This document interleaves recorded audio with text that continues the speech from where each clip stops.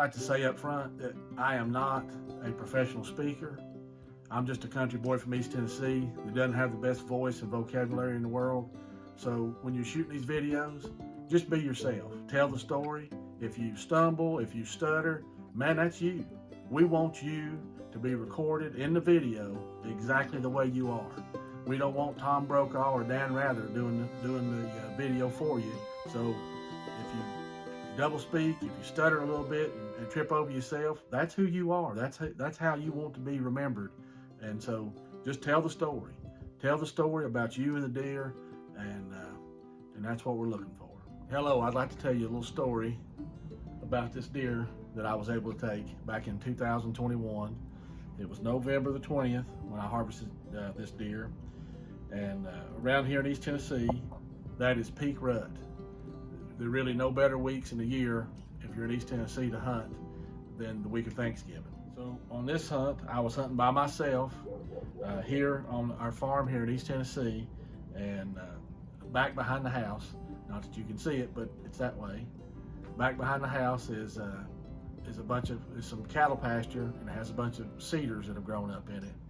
And so in those cedars, at the edge of one of those cedars, it has a little opening, and I have a ladder stand put up at the bottom of a saddle.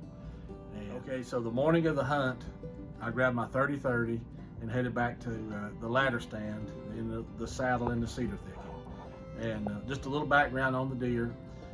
I had some trail cam video of the deer earlier in the fall. I think about August, I got some videos of this deer and another buck.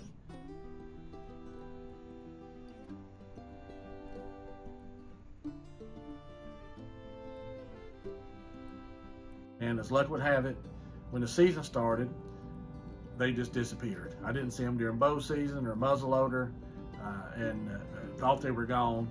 And so anyway, after hunting one morning, I walked down the little road that leads up to the stand, and I found a couple of big scrapes. And so I thought, well, when I'm off on the week of Thanksgiving, I'm going to set up in this ladder stand and hunt and see if I can catch this buck moving through.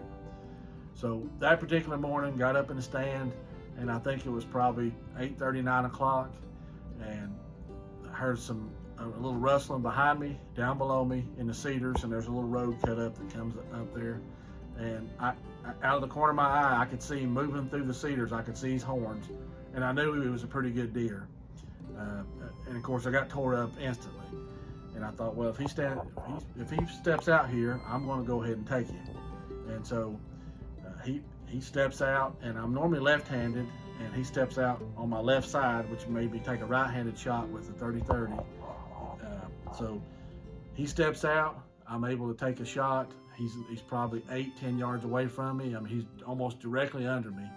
And when I shoot the deer, he jumps up, and I'm hunting a 12-foot ladder stand. Well, he jumped up to what I thought he was almost as high as the ladder stand was. He just took a tremendous leap.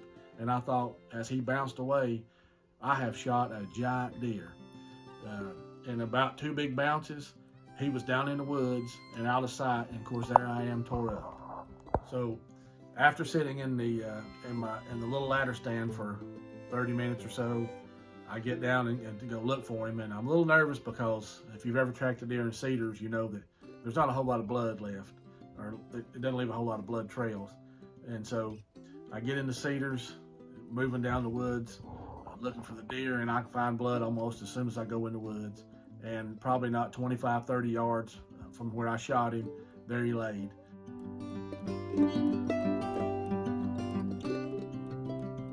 And so was able to phone my wife or text my wife, and she brought the Kawasaki mule out, and we loaded the deer up and was able to bring him home.